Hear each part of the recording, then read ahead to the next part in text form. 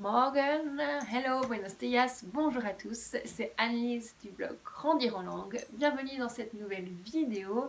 Je suis très heureuse de vous retrouver aujourd'hui et aujourd'hui je vais vous donner les 10 trucs à savoir et à apprendre en priorité quand vous apprenez une langue, que ce soit dans votre apprentissage en général ou alors quand vous allez aller en voyage dans un pays et que vous ne connaissez pas la langue. S'il y a 10 choses à retenir, à apprendre en priorité, pour moi, ce sont ceux-là. Donc pour pas que ce soit trop long, je vais faire cette vidéo en deux parties. Donc la première vidéo ici, où je vais vous en donner 5, et la première vidéo, les 5 prochains, pardon, dans la vidéo suivante. Donc si vous êtes prêts, c'est parti.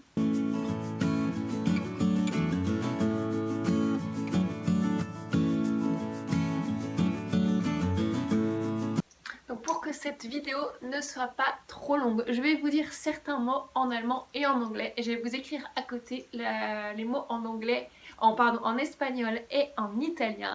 Alors je vais commencer par la base, je crois qu'on est tous d'accord, s'il y a une seule chose à retenir, je pense que ce sont les marques de politesse. Alors le premier truc que je vais vous dire, bonjour, au revoir.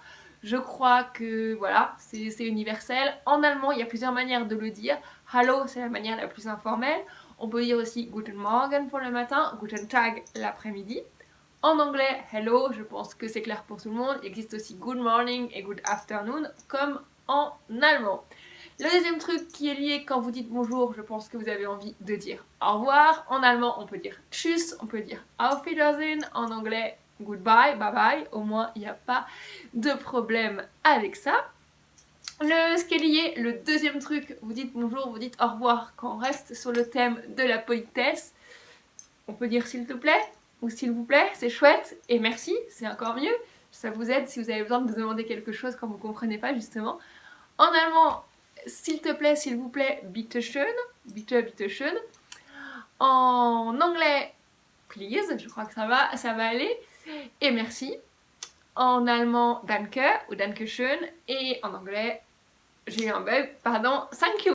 Le troisième truc, quand on apprend une langue, alors c'est pour entrer en communication avec les autres, mais c'est cool parfois de parler un peu de soi. Je pense que pour entrer en contact, ça peut être sympa de pouvoir vous présenter.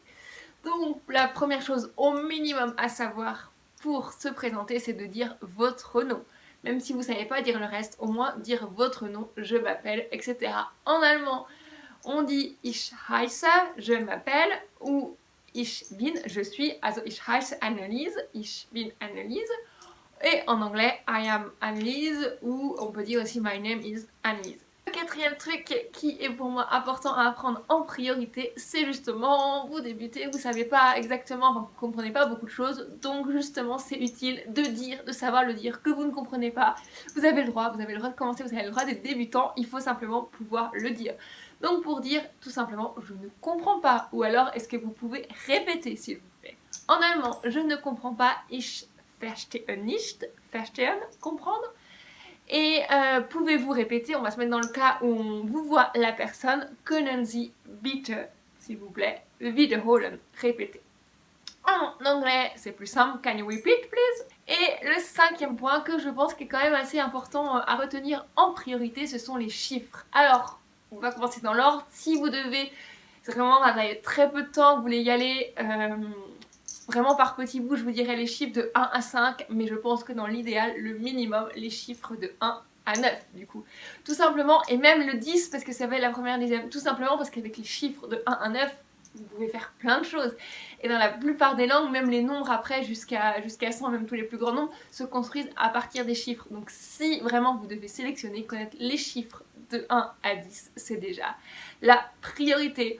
Je vais peut-être pas vous les dire juste de 1 à 10, je vous dis juste 1, 2, 3, 1, 2, 3 en allemand, 1, 2, 3 en anglais. Voilà, j'espère que ça va vous aider, ça vous a plu. Dites-moi si ça vous intéresserait que je fasse une vidéo plus précise sur des points, par exemple en allemand, je peux le faire aussi en anglais, c'est vrai que je m'y connais plus en allemand, mais je peux le faire aussi en anglais. Par exemple sur les manières de dire bonjour ou sur les manières vraiment de se présenter, etc. Dites-moi en commentaire si ça vous intéresse. Et sinon, je vous donne rendez-vous dans la prochaine vidéo pour connaître 5 autres trucs à apprendre en priorité quand vous apprenez une langue. D'ici là, prenez soin de vous, pensez à vous abonner à la chaîne pour être sûr de justement pas la rater et je vous dis à très vite. Ciao!